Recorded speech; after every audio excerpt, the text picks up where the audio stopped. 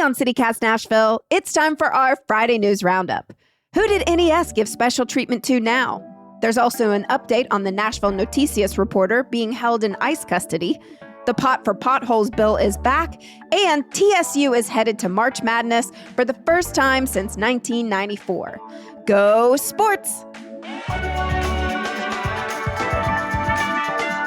It's Friday, March 13th. I'm your host, Marie Cecil Anderson, and this is what Nashville's talking about. Hey y'all, real quick before we get into today's show, CityCast has a brand new weekly podcast called Your City Could Be Better, and it features stories from across the CityCast network about how real people are trying to make their cities more affordable, welcoming, and sustainable.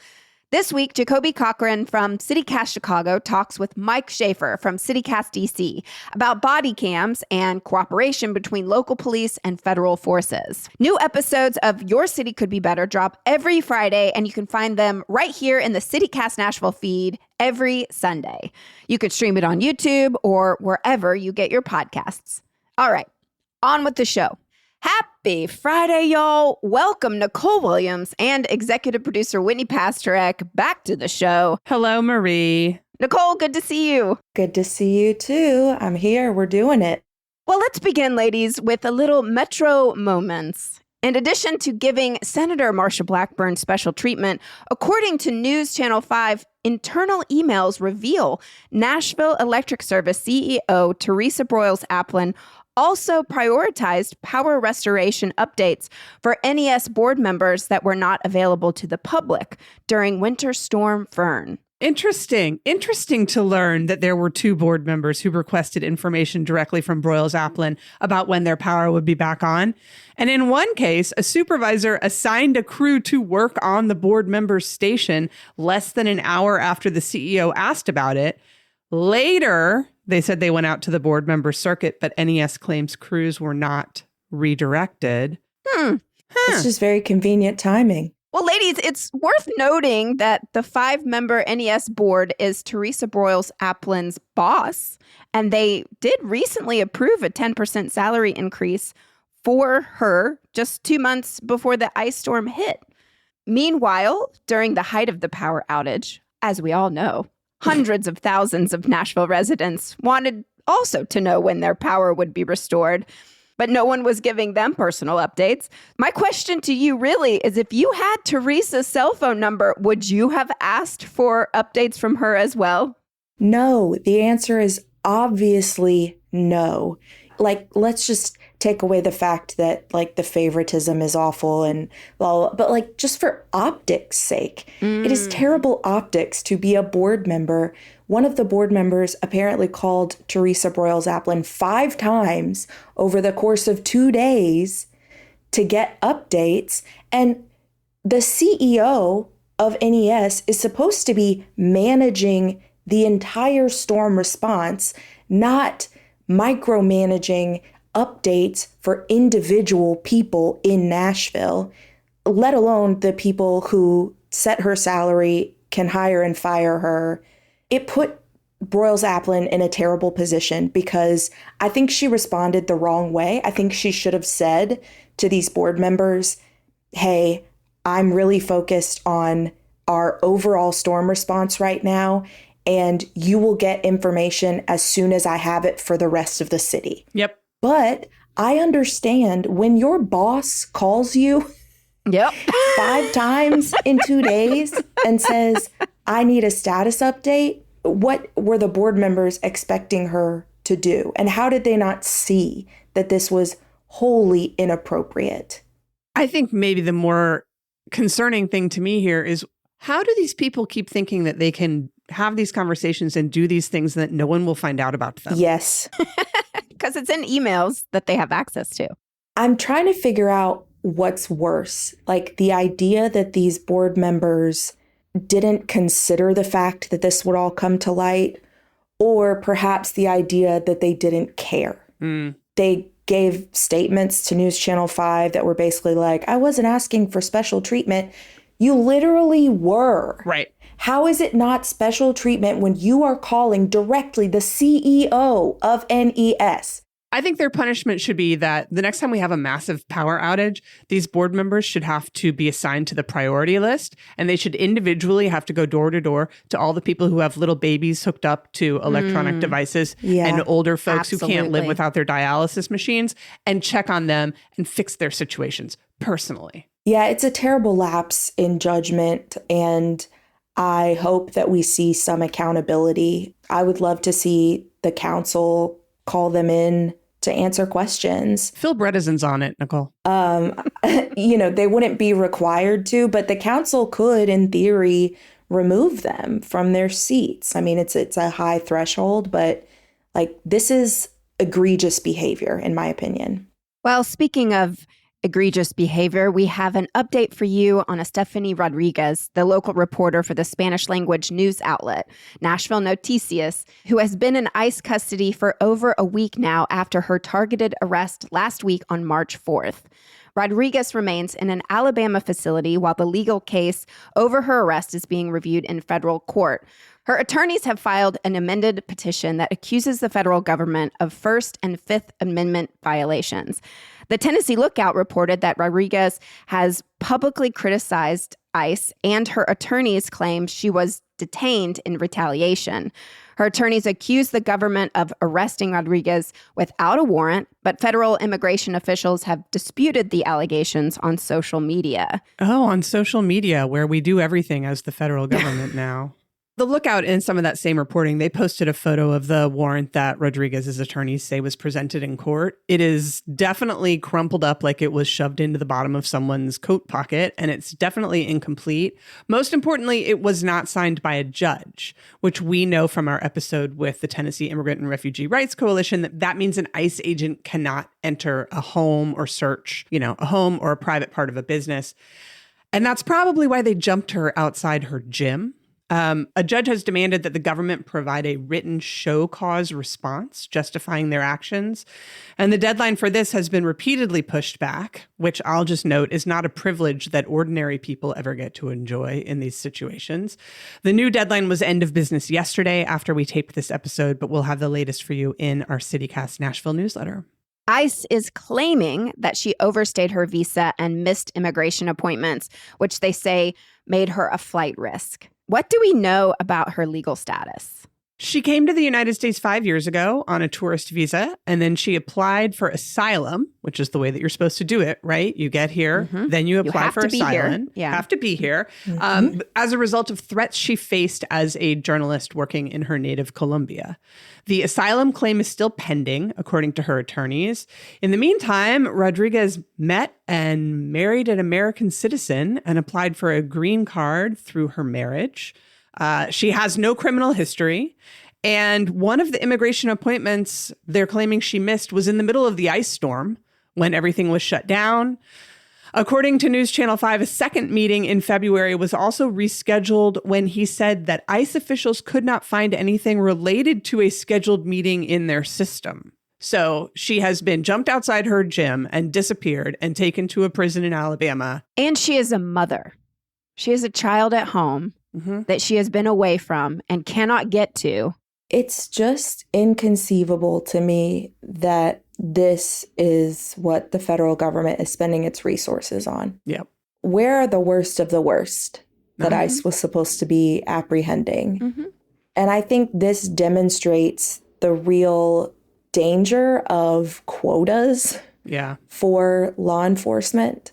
When you have I have to detain X number of people a day goal, it doesn't matter who the people you detain are. It doesn't matter what their legal status is. You're just trying to meet your quota. I think that's certainly one factor, but let's not forget that she is a journalist. She participated in that massive Nashville banner, Nashville Noticias Lighthouse investigation of the ICE dragnets last May, where they went through the body cam video. 500 hours of it got released. What did we learn from the Tennessee Highway Patrol about that this week, Marie? The Tennessee Lookout reported this week that THP officials are now saying that they will not be working with ICE. Yes, very interesting. After all those hours of footage came out making Tennessee Highway Patrol look bad. According to the Lookout, the Tennessee Department of Safety and Homeland Security Commissioner Jeff Long told lawmakers his agency would investigate any misconduct by their own troopers. And then apparently he kind of seemed like he connected the Highway Patrol's decision to not hang out with ICE anymore to their experiences during that May dragnet. They stressed that it was ICE agents and not the troopers who engaged in this misconduct. But then Long said, quote, "We don't have any control over other agencies, but we limited the amount of participation with ICE after that." That's good. I think it's interesting given that the state is in some ways like trying to force local governments to cooperate and engage in these sort of operations with ICE. Meanwhile, you have the Tennessee Highway Patrol, a state agency, saying like, "Oh, that was rough for us, so we're going to take a pass." It's sort of like the Navy deciding that they're no longer going to carry the Marines around on their boats. It's a little inside armed services joke for everybody. But I also think it's part of a pattern that we are now seeing emerge, because Republican lawmakers who are all about Trump's mass deportation efforts are now stopping ICE from building detention centers in their communities. We just saw it happen in Lebanon. And the reasons for that were basically everybody got really mad and nobody wants it here for a lot of different reasons. Please go put it someplace else. This feels kind of similar, right? You've got these Republicans saying this is really important to do, but then you've got the Tennessee Highway Patrol saying, yeah, but it's not really fun. So could somebody else do it? And I just think it's amazing that, Nashville Banner and all those other news organizations went through all that THP body cam footage. And that is what's holding these people accountable. And they probably don't want more of that scrutiny. Yeah. Yay, journalism. Woo! Yay.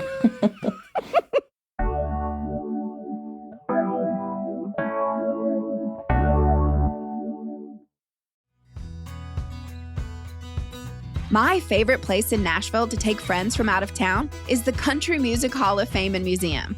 It makes me feel so proud to be able to show off our city's country music roots.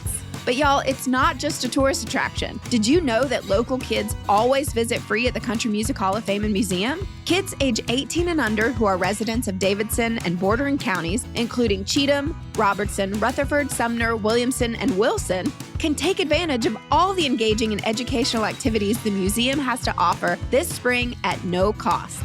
Plus, they can bring 2 accompanying adults who get 25% off admission.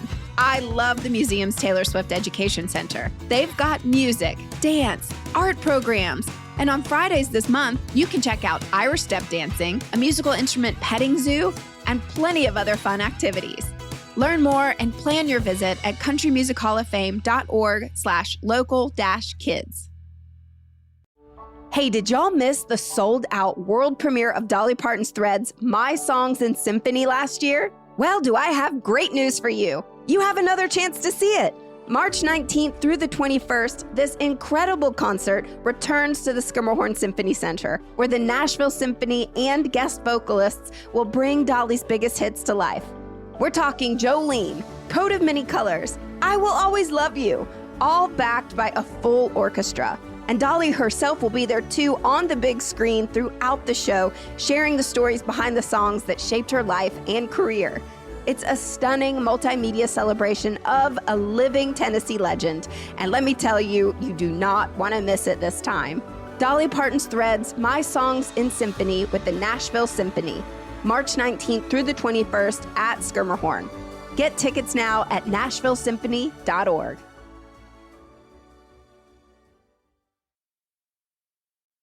This week, we are replacing Tunnel Time with Choice Lane Time.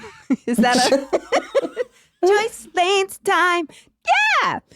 We've mentioned before, the state wants to install 26 miles of dynamically priced toll lanes between Murfreesboro and Nashville to help alleviate traffic on I-24. As anyone who has ever sat in that parking lot of an interstate can tell you, it's really bad down there. But are these choice lanes the solution? No one wants them. And folks, that was literally the headline in the Tennessean this week. Quote, Nashvillians weigh in on choice lanes. No one wants this. After 3 community hearings took place in Smyrna and Nashville last week, people do not think the choice lanes are worth the price, specifically the price that they would require multiple homes and businesses to be relocated, including the Chinatown site that just launched in Antioch with the opening of the Pan Asia supermarket. According to the Tennessean, at one meeting, a resident named Nicole said, quote, not Nicole. A resident named Nicole said, this project has been presented to the people of Tennessee as a solution, a remedy, even a gift. But let us speak plainly. It is no gift. It is instead a venture that would line the pockets of the already ultra wealthy while everyday Tennesseans shoulder the burden, end quote. Does that sound familiar to anybody else? Total time. Stadium time. Stadium. Yeah. Well, we love lining the pockets of the ultra wealthy. It's what we do best. Well, folks at home, if you have thoughts about the choice lanes, you have until March 26th to leave a comment for TDOT. And now get a pen out if you can find one, because here's the link. Get ready. I24SE choice lanes ea.t.outreach.com/welcome. That's not an easy one, so yeah, can we'll you be give sure us that to one more time, Marie? When you said T-dot, was it T-dot or T-D-O-T? T-dot, T-D-O-T. One more Because you said like something dot, T-dot. Lots of dots. They clearly want people to visit the link. So yes. Anyway, we'll put it in the show notes. And folks, if you're displeased with these choice lanes or anything else that's going on, we'd just like to remind you, your first reminder for the year of our Lord 2026, that the only way we can stop annoying things being done to us by the state is to vote for different candidates this November. Those candidate lists are now locked for the November election, and there aren't a lot of surprises. Marie, what's going on in the governor's race? Senator Marsha Blackburn and Representative John Rose lead the name recognition pack for the 5 Republicans running for governor. There are also 16 independent candidates and 6 Democratic ones. We've already spoken to Adam Ditch Kurtz, and on Monday, we're bringing you our conversation with Memphis City Councilor and Public Defender Jerry Green. Hoping to interview as many of these folks as we can, so stay tuned for that. One sad note, however, our favorite astronaut, Butch Wilmore, did not actually pull a petition to run for governor after all. Sad space noises. Well, in other races, Republican Senator Bill Haggerty is running unchallenged on the Republican side for our non-Blackburn-held Senate seat. 5 Democrats have lined up for that primary. I'm not familiar with any of them, but I look forward to getting to know them. Locally, our biggest race will probably be the Tennessee 5th Congressional District, where our good friend Andy Racist Tweets Ogles is facing both a formidable primary challenge from former Tennessee Ag Commissioner Charlie Hatcher and some strong Democrats, including Columbia Mayor Chaz Mulder and Metro Council member Mike Cortez. But Whitney, what about District 7? Will anyone be challenging Matt Van Epps for the seat he won in our special election last fall? He won't face a primary, but in the general election, he will face Democrat Joshua Warren Sales from Pegram. State Representative Vincent Dixie was planning to run, but he pulled out at the last minute on Wednesday. He told Sarah Grace Taylor with the Nashville Banner that he and his wife decided that morning that he did not, quote, want to be the sacrificial lamb for the Democratic Party, did not see a way to win in rural counties. He also noted, and I did think this was kind of interesting, that he thought this race against/with Ogles in District 5 would likely suck all of the air out of the room. Nicole, what do you think about that concern? I think he's right on the money with that. We already know that like the Democratic Congressional Campaign Committee has tapped the Tennessee District 5 seat as a flippable seat. And so they are going to be putting resources into that race that most likely we will not see in other Tennessee congressional races. There is just a finite amount of money and resources that can be funneled into these campaigns. You know, I understand where he's coming from there. I don't love that he waited until the literal like last hours to drop out, because when other people hear that someone who finished well in the like special election primary. Won the Davidson County vote, actually. Right. Like when other possible candidates hear that, they think, well, maybe this isn't my year and maybe it's not worth challenging this person. So waiting until the last minute to drop out really didn't leave room for much choice among. In my opinion, everyone should be running someone everywhere all of the time, and ideally multiple someones, because let's face it, primaries are fun. Hey, can we talk really quick about something that happened that was also related to the District 7 primary? Yes. See, so because we were so excited to talk about the Homes Not Hedge Funds bill that passed the Senate 31-1 this week. This bill came from Democrats Charlene Oliver and Representative Afton Bain, who, remember, won that primary to face Matt Van Epps in the general last fall. And this bill would have stopped the growth of mega investors in Tennessee who buy up all the homes and drive up the cost of rent.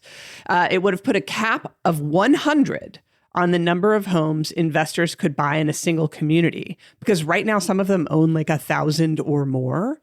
The bill died in a House subcommittee this week, and it is not for the reasons you would think. Well, I assume the Republicans voted it down. No. In fact, what happened was Representative Afton Bain brought it to the floor of a subcommittee. In order for a bill to then be discussed, it must be moved and then seconded twice. She got her first second from one of the Democrats on the committee, Representative Vincent Dixie. And then there was a second Democrat on the committee, Bo Mitchell, who did not give the bill a second. So it couldn't even be discussed. It's just dead. Why would Is it not because of the Republicans? I mean, any Republican could have offered that second as well. And the fact that no Republican was willing to me, indicates that perhaps she was not going to have the votes. What if they were participating in councilmanic courtesy, where this is a Democratic bill, let's let the two Democrats on the committee second it? I don't see a lot of courtesy happening in the State House of Representatives, so. Fine. I just think it's a disappointment. This bill passed the Senate, y'all, 31-1. And while we know that the House sometimes is cuckoo for Cocoa Puffs, it still seems like a no-brainer, because it doesn't matter what side of the aisle you're on. If you can't afford rent, you can't afford rent. It sucks. It really sucks. You know what, Nicole, to your point, if we think the Republicans in the committee were going to vote against it regardless, at least let's second it and let's have the discussion. To me, the fact that Representative Mitchell, possibly due to pettiness surrounding the TN07 primary from last year, decided not to give Representative Bain the second. What are we doing, people? Well, perhaps Charlene and Afton will have better luck with other bills, which would eliminate the grocery tax. They've carried this over from last year and proposed to replace the lost revenue by forcing multinational corporations to pay state business tax. A novel idea. Afton has also brought back her very popular bill from last year, Pot for Potholes. This one is co-sponsored by Senator Heidi Campbell and would legalize marijuana for adults and use the proceeds to fund transportation projects. I mean, that's the kind of choice lane I can get behind. You know what I mean? Yeah. Honk, honk. And finally, the amendment from Republican Jody Barrett that would have criminalized people who have abortions, meaning they could potentially face the death penalty, is officially dead. Ding dong. His fellow Republicans didn't let it get out of committee. Barrett is unhappy, according to the Tennessee Lookout, saying after the vote that the right to life is fundamental and cannot be infringed. Whose right to life? Yes, Whitney, good question. Hey, before we transition into good news, can I once again talk about some personal good news? Because choo-choo, can you hear the sound of the karma train pulling into the station? According to the Nashville Scene, on March 5th, the National Labor Relations Board ordered Barista Parlor to put public signs up in their coffee shops for violating workers' rights related to a 2023 case. The signs read, in part, the National Labor Relations Board has found that we violated federal labor law and has ordered us to post and obey this notice. The company also owes back pay with interest to the 4 workers who initially brought the labor complaint. Andy Mumma, Barista Parlor's founder, says the 2025 settlement of this labor dispute has destroyed Barista Parlor, which has now closed 3 of its 6 locations around town. But don't cry for Mama, Argentina, as he recently opened Moto Moda, where our friend the Jewish cowboy is the chef. And it's excellent pizza, y'all. So go support him, the Jewish cowboy. One wonders if he could have avoided the quote-unquote destruction of Barista Parlor by simply following the law. One does wonder. The dog your dog's sitting also wonders that. Maybe Bodhi is very concerned. Maybe these dogs were big Barista Parlor fans. Anyway, actions have consequences. Ad break.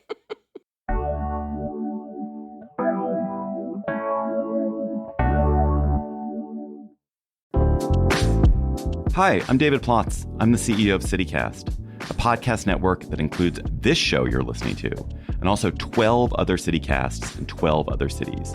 And each one knows their city as well as your local team knows yours. So isn't it time we connected them? Don't you want to know how they're tackling their bike lane problems and housing challenges and sidewalk dog poop crises? That's why I'm hosting a new podcast called Your City Could Be Better. Because it could be. Every week, I'll chat with a different host in our CityCast network about what their cities are doing right and wrong, the weird things they're trying, and the surprising successes, so that we can all learn how to make our cities a little bit better. Listen to Your City Could Be Better on YouTube or wherever you get your podcasts. All right, Nicole. Dun-na, good news. So nice. This just in, Nashville travelers just got a new shortcut to Knoxville. Southwest Airlines has launched a daily nonstop flight from B&A to McGee-Tyson Airport in Knoxville last week. So if you can't drive the 2.5 hours to Knoxville, you can now take a quick little flight there, which in my opinion, I think might take just as long because you have to get to the airport. It's like the flight to Atlanta. You know, you go through the hour and a half of security and getting on the plane and taxiing. And then it's like plane goes up, plane goes down. And then you go through the hour and a half of taxiing and whatever. But this honestly seems just more like for people from Knoxville who want to fly out of Nashville and not make the 2.5 hour drive this direction. I don't think it's for us. Right, exactly. Well, and depending on how much gas prices go up, you could reach a point where no, because it'll be tips. the same price for jet fuel, Nicole. It's all made of the same stuff. Well, I don't know. Listen, I'm not a fuel engineer, but I don't have a but. I'm not a fuel engineer. Okay, people, I'm not a fuel expert. I wasn't brought on here to be an expert in fuel. Fair. You weren't. Well, speaking Newsflash. of newsflash, you know a lot of stuff, Nicole. I wouldn't be surprised. Speaking of flights, Nashville's own Andrea Giordano from B&A Cheap Flights just landed a feature in Forbes. Woo! This was really exciting. The piece highlights how niche travel influencers are helping people find cheaper ways to explore the world. And we love having Andrea on the show and couldn't be happier for her. And so stay tuned. On Tuesday next week, she actually is joining us for an incredible episode that our own producer, Daniel Sumstein, came up with in his own brain for the best summer travel deals on a very on-brand March Madness bracket format. So Yes, if you're it's so into fun. sports. I do want to mention something about March Madness. What? There's a local coffee shop called Forevermore, and they had a matcha madness special for the month of March. And they received a cease and desist from the NCAA Shut up. saying that you are not authorized to use the term madness after matcha because it sounds too much like March Madness. Because people are confused between coffee and basketball? I don't think anyone's confused. I think it's a money thing. Like they license that term, March Madness. I don't know how they get to, you can't say matcha madness. I'm also not like a copyright expert. Well, gosh, I wonder if we're going to get a cease and desist letter over Tuesday's episode, which from a bracketology standpoint kind of falls apart. I'm going to be completely honest with you. I received a cease and desist order from Choose Your Own Adventure books when I had a Choose Your Own Adventure web series. They were like, you cannot call it that. And so we had to rename it Pick Our Destiny. I want to be someone who gets hired by these litigious companies. I know. To just go find a local Nashville coffee shop. Right. Yeah. How do you find that? Google alerts, Google alert pop-ups. Okay, well, Nicole, that was really funny, bad news, but I think you have good news for us this week. What do you want to talk about? I do. So the mayor's office is proposing legislation aimed at making it easier to open and operate daycare centers in Nashville. As anyone who is a parent in Nashville or an expectant parent or maybe someday wants to be a parent knows, it is incredibly difficult and expensive to find childcare for young people in Nashville. Most of the city's requirements for operating these daycare centers date back to the late 1990s. So we have like some really antiquated restrictions that make it difficult to even find a location to open a daycare center. The first piece of legislation that's being proposed would remove some of those antiquated restrictions. For example, and this is crazy, it is currently illegal to have more than one daycare center within 1,000 feet of each other. This is the type of restriction that we see placed on things like payday lenders and vape shops. Can we apply it to coffee shops instead of daycare? Right. Yeah. Right. There's one every 20 feet.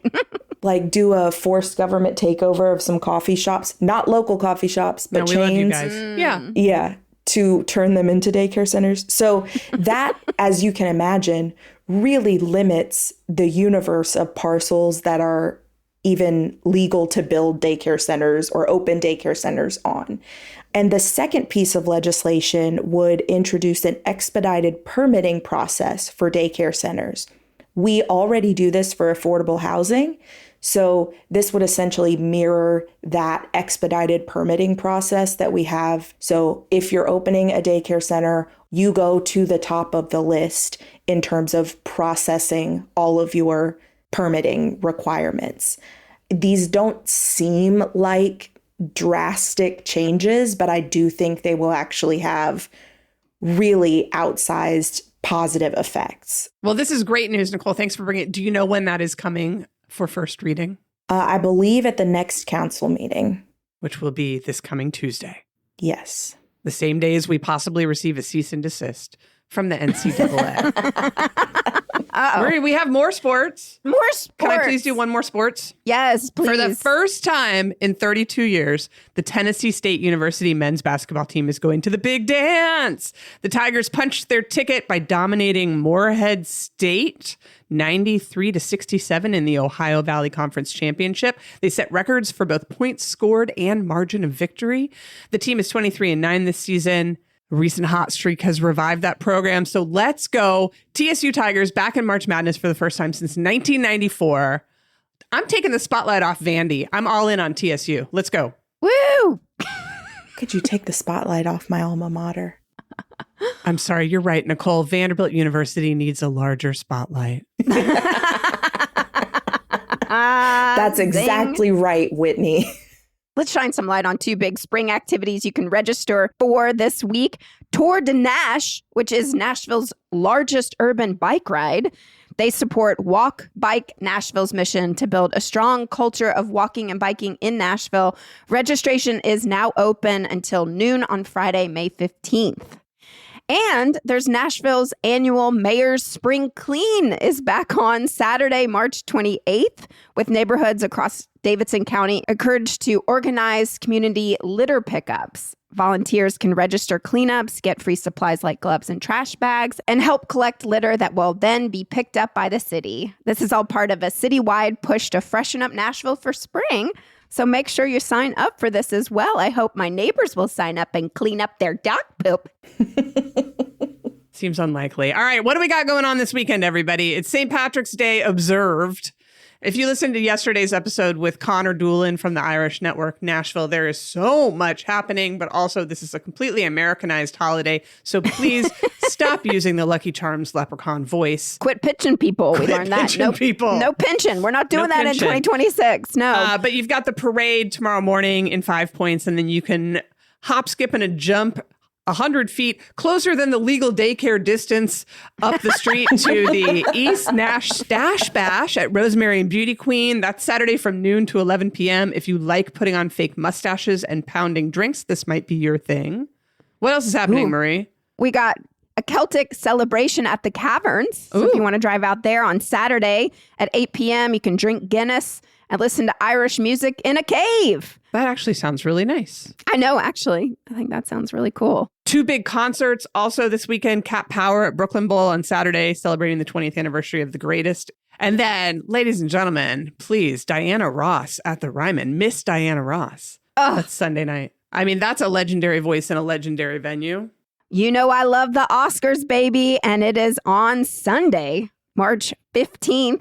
And of course, we've been talking about this all month long, but the Bell Court is hosting a red carpet evening.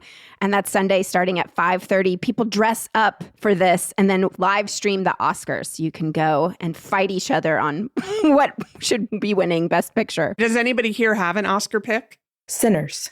Sinners or one battle after another? I hope Sinners wins. I'm going to say Sinners. $1,000 on Sinners. Okay. Oh, wow. Nicole, would you like to up that? No. Would you like to see a raise? I don't have $1,000 to spend on this. Oh, no. Our money here at CityCast is fake. Don't worry. Yeah.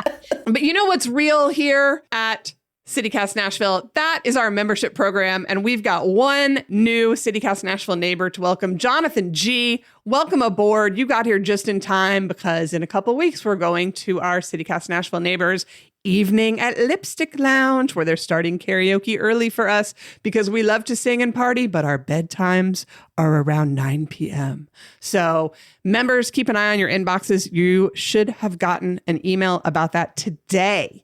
So Jonathan G., welcome aboard. Thanks for being a neighbor. If you want to sign up, you can do that at membership.citycast.fm. Support local journalism. Journalism! Woo. And we did it. We wrapped it up. Anything else? Again. No, I think that's it. That is all, folks. All right, let's go have a weekend. Make good choices, everybody. Thanks, Nicole. Thanks, Whitney. Yay.